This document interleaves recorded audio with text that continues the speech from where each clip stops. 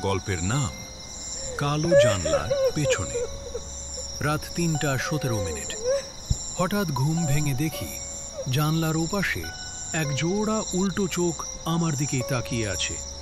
ঘরের light off, বাইরের আলোও নেই, তবুও তার চোখ জ্বলছে।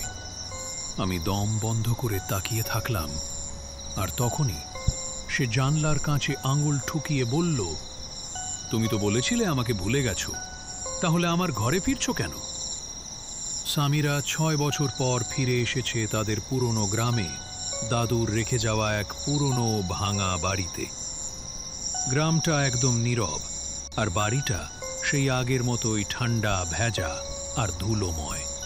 সন্ধ্যায় প্রতিবেশী এক বুড়ি এসে কানে কানে বলল, মা, ওই বাড়ির উত্তর দিকের জানলাটা রাত ৩টার পর খোলা রাখবি না, ওটা কেউ পছন্দ করে না।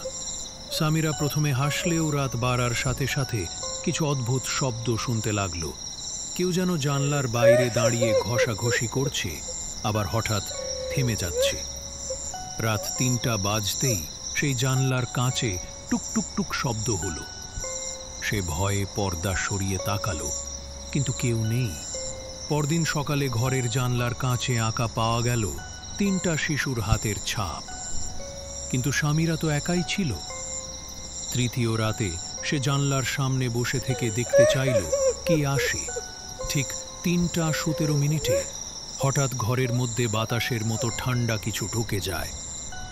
তার ফোন নিজে থেকেই চালু হয়ে ভেসে ওঠে পুরনো এক ভিডিও, যেখানে দেখা যায় ছোটবেলায় সামিরা আর ৩ জন শিশু ওই জানলার পাশে খেলছে। সামিরা চোখ বড় করে দেখে বাকি ৩টা শিশু আসলে কোনোদিন জন্মায়নি। তারা ছিল পিছনের কবরস্থানে নিখোঁজ হওয়া ৩ জন। শেষ রাত।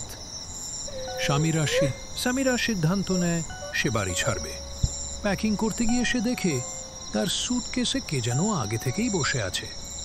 একটি ছোট মেয়ে গলার আওয়াজ ভেঙে বলছে, তুমি ভুলে গেছো, কিন্তু আমরা এখনো খেলতে চাই। গল্পটা এখানেই শেষ নয়, কারণ সামিরা আর কখনো গ্রামের বাইরে বের হয়নি।